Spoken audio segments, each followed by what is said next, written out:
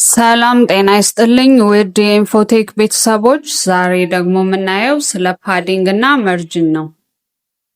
እንግዲህ ሲኤስኤስ ወይም ካስኬድ ስታይል ሽት በምንሰራበት ጊዜ በጣም ብዙ የሲኤስኤስ አትሪቢዩቶች እና ኤሌመንቶች አሉ። ከነዛ ውስጥ አንዱ ፓዲንግ እና መርጅን ነው።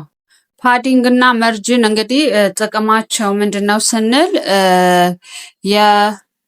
ኤችቲኤምኤል ፋይላችንን ዶክመንታችንን ባውንደሪውን ለመወሰን የሚጠቅሙን ናቸው።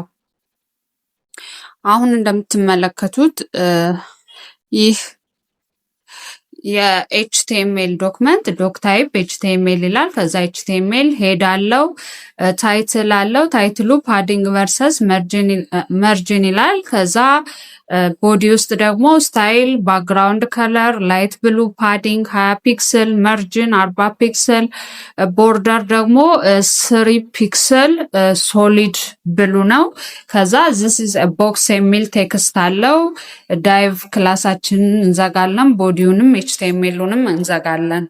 እንግዲህ የፓዲንግ እና የመርጅን ልዩነት ምንድን ነው ስንል ፓዲንግ የምንለው ሁለቱም ስፔስ ሲሆን ፓዲንግ ኢንሳይድ ዘ ቦክስ በቦክስ ውስጥ ያለው የቦክሱ መጠን ስፋት ፓዲንግ ሲባል፣ መርጅን ደግሞ ከቦክሱ ውጭ ያለው ስፔስ ወይም ስፋት መርጅን ይባላል። የፓዲንግ እና የመርጅን ልዩነታቸው ይሄ ነው። እንግዲህ እችን ኮድ ረን እናደርጋትና ልዩነታቸውን እናያለን። መጀመሪያ እችን እንግዲህ የምታዩት ይሄ ኤችቲኤምኤል ዶክመንት አለ። የኤችቲኤምኤል ዶክመንት ዶክ ታይፕ ኤችቲኤምኤል ይልና ቴክስት አለው። ዚስ ኢዝ ቦክስ የሚል ረን እናደርገዋለን።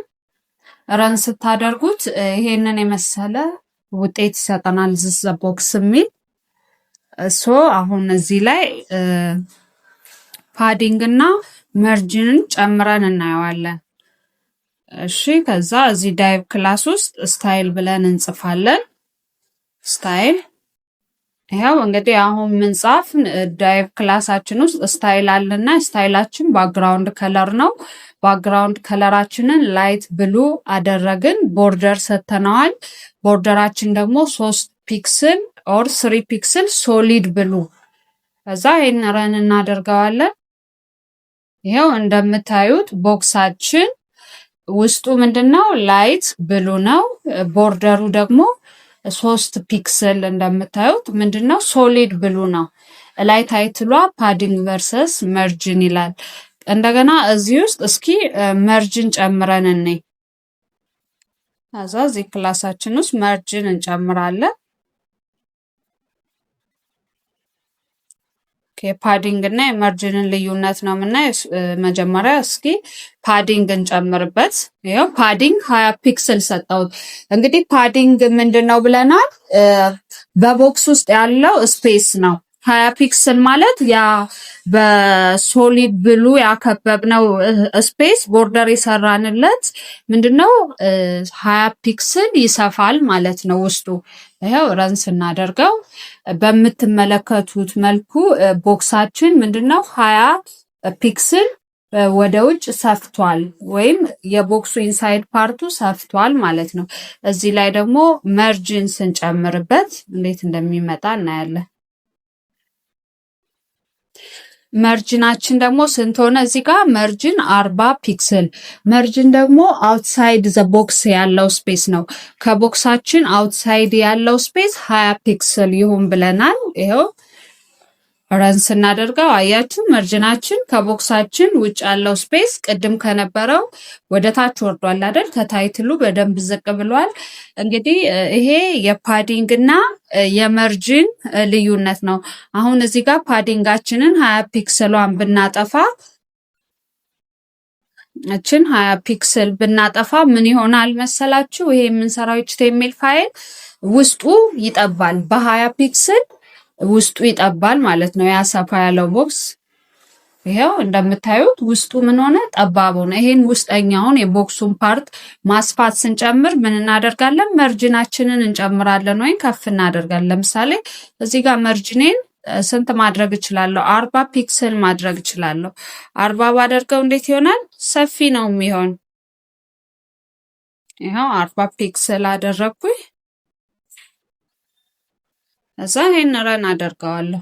አያችሁ ይሄ የቦክሴ ኢንሳይድ ፓርቱ ምን ሆነ ሰፋ። መርጅኔ 40 ፒክሰል ሲሆን አሁን ፓዲንጌ መርጅኔን ደግሞ አጠፋዋለሁ ወይም 0 አደርገዋለሁ። ሳጠፋ ምን ይሆናል ቦክሱ?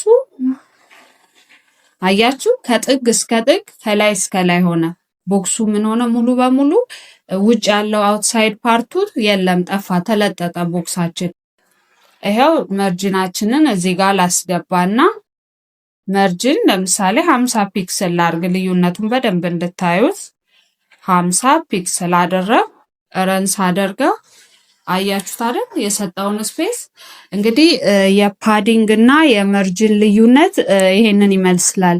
ፓዲንግ ስንል ፓዲንግ ላይ 20 ፒክሰል፣ 10 ፒክሰል፣ 30፣ 40፣ 50 ፒክሰል ስንል ምንድነው ኢንሳይድ ዘ ቦክስ በቦክስ ውስጥ ያለውን ስፔስ እያሰፋ ነው የምንሄድ ፓዲንግ በሰጠን ቁጥር።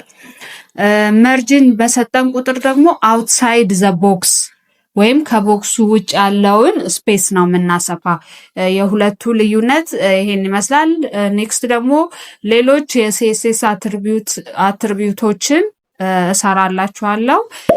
ይሄንን ቪዲዮ እንግዲህ ቤተሰብ ያልሆናችሁ ሰብስክራይብ፣ ላይክ፣ ሼር ያደረጋችሁ ደግሞ እንዲሰራላችሁ የምትፈልጉትን ሌላ ቪዲዮ ኮሜንት ላይ ጻፉልኝ።